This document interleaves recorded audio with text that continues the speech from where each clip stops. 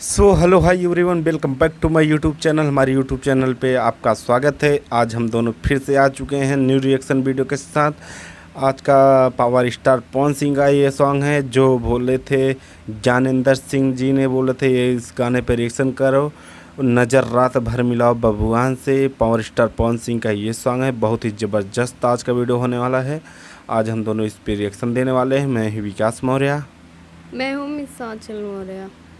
चलिए हम वीडियो को स्टार्ट करते हैं। अगर हमारा वीडियो पसंद आएगा तो हमारे वीडियो को लाइक कीजिए और चैनल को सब्सक्राइब कीजिए और कमेंट में बता देना कि ये वीडियो कैसा लगा। और जिस वीडियो पे रिएक्शन करवाना हो तो कमेंट बॉक्स में लिख देना, हम उस पर रिएक्शन कर देंगे। चलिए हम वीडियो को स्टार्ट करते हैं। Let's go.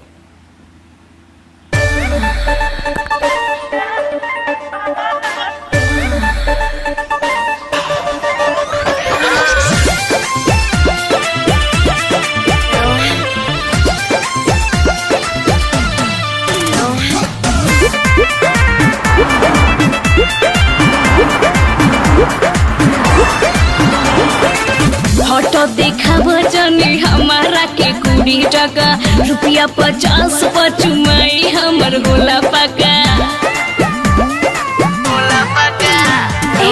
फोटो देखा बजनी हमारा के 20 टका, रुपया 50 पचुमाई हमर गोला पका। झूठे अखियां मिलावो तारो तान के, ढोल नहीं जान के तो नजरात भमिलाओ बबुआन से, भोरे न मरिले जोई है ते बांध के। भोरे न मरिले जोई है तू बांध के।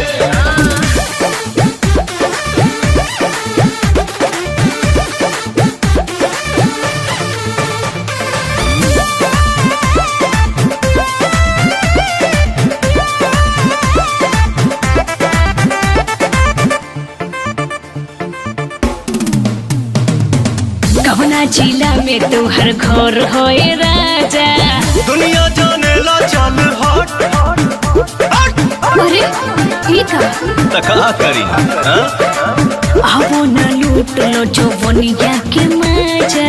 पागल वे कारे बंद कर कट। मन जाए खाए दूध रोटी सान के, आ पानी पीली छान के। हाँ खाली नजर मिलाओ बबुआन से, भोरे न मरिले जोई है ते बांध के। भोरे न मरिले जोई है तू बांध के।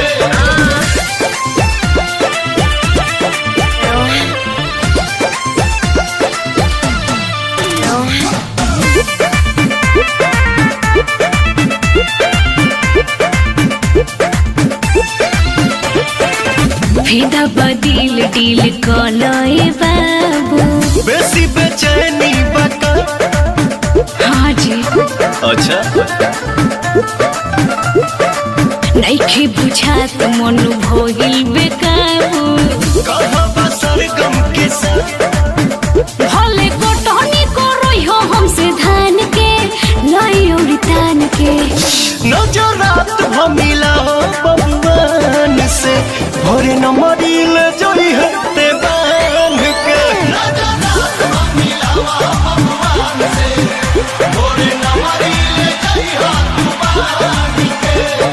हाँ तो आपका जो राज हो। नजरात भमिलाओ बबुआन से, भोरे न मरिले जोई है ते बांध के।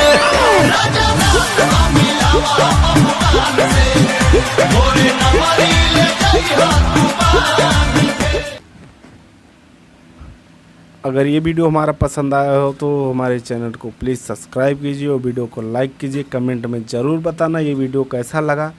हमको उम्मीद है बहुत अच्छा लगा होगा।